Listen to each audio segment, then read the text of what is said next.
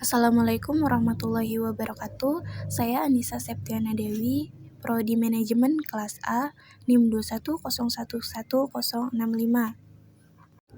Di sini saya akan menyampaikan mengenai hakikat bahasa Indonesia, ejaan yang disempurnakan, kata dan istilah, terakhir kalimat. Hakikat bahasa Indonesia.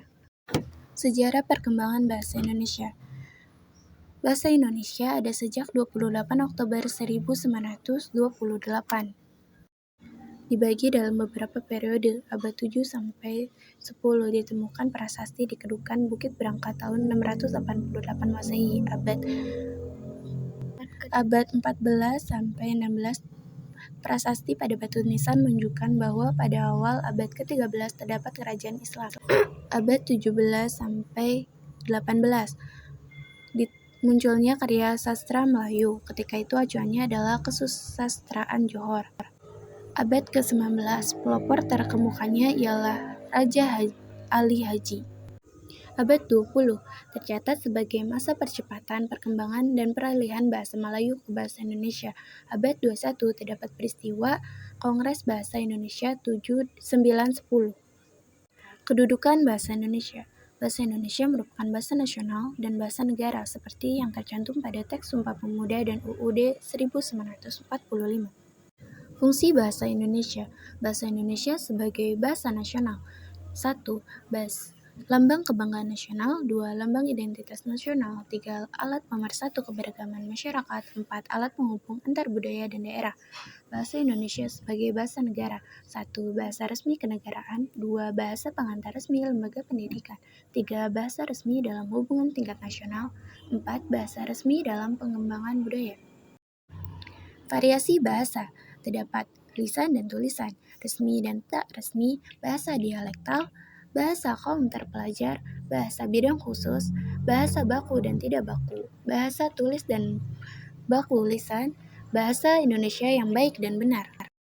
Ejaan yang disempurnakan. Pemakaian huruf. Ada huruf abjad, terdiri dari A, B, C, D, E, F, G, H, I, J, K, L, M, N, O, P, Q, R, S, T, U, V, W, X, Y, Z. Ada huruf diftong, terdiri dari A, I, A, U, O, I.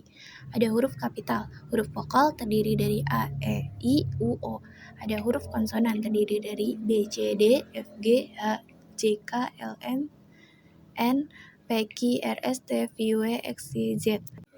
Huruf gabungan konsonan terdiri dari KH, NG, NY, dan SY, masing-masing melambangkan satu bunyi konsonan. Penulisan kata. 1. Kata dasar. 2. Kata turunan. 3. Bentuk ulang. 4. Gabungan kata. 5. Suku kata. 6. Kata depan di, ke, dan dari. 7. Partikel. 8. Singkatan dan akronim. 9. Angka dan bilangan. 10. Kata ganti ku, kau, munya.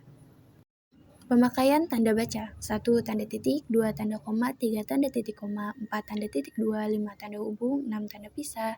7. Tanda tanya. 8. Tanda seru. 9. Tanda elipsis. 10. Tanda petik. 11. Tanda petik tunggal. 12. Tanda kurung. 13. Tanda kurung siku. 14. Tanda miring. 15. Tanda penyingkat atau apostrof. Penulisan unsur serapan. Berdasarkan taraf integrasinya, unsur serapan dalam bahasa Indonesia dibagi menjadi dua kelompok besar. Pertama, unsur asing yang belum sepenuhnya terserap ke dalam bahasa Indonesia, dan yang kedua adalah unsur asing yang penulisan dan pengucapannya disesuaikan dengan kaidah bahasa Indonesia. Kata dan istilah. Pengertian kata dan istilah. Pengertian kata secara umum menurut sudut pandang fonologi dapat dirumuskan sebagai bentuk lingual yang memiliki urutan fonem yang tetap. Pengertian istilah. Istilah dapat diartikan sebagai kata atau gabungan kata yang memiliki makna khusus dan penggunaan pada ranah kegiatan atau bidang keilmuan tertentu. Sumber kata dan istilah. Sumber kata dari bahasa Melayu, bahasa-bahasa daerah, atau serumpun dari bahasa asing, bahasa Sanskerta, bahasa Arab, Parsi, dan Tamil, bahasa Belanda, Inggris, Portugis, bahasa Cina, Latin, dan Italia. Sumber istilah berasal dari bahasa Indonesia atau Melayu, bahasa-bahasa daerah atau serumpun, dan bahasa asing. Diksi. Pengertian diksi. Diksi adalah menguasai sejumlah besar kosakata bahasanya dan menggunakannya dalam rangkaian kalimat yang efektif sebagai wahana penyampaian maksud atau pikiran kepada orang lain. Relasi maknanya ada kesinoniman, 2 kehomoniman, kepolosemian, kehiponiman, Metonyman, makna konotatif dan denotatif, ungkapan idiomatik, dan 8. Kata konkret dan abstrak. Kalimat. Pengertian kalimat. Menurut Sugono 2002, sebuah pernyataan lisan atau tulisan dapat dikategorikan sebagai kalimat bila memiliki 2 persyaratan pokok. Unsur predikat permutasi atau perubahan unsur kalimat. Jenis kalimat. Kalimat lengkap dan tidak lengkap. Kalimat lengkap adalah kalimat yang mengandung klausa lengkap, dan kalimat tak lengkap adalah kalimat yang terdiri atas klausa tak lengkap. Jenis kalimat. Kalimat inversi dan kalimat permutasi. Kalimat inversi adalah kalimat yang menghaluskan predikat menurut subjek. Kalimat permutasi adalah kalimat yang berpola terbalik. Unsur-unsur kalimat. 1 subjek, 2 predikat, 3 objek, 4 pelengkap, 5 keterangan. Pengertian kalimat efektif adalah kalimat yang secara tepat mewakili gagasan atau pikiran penulis.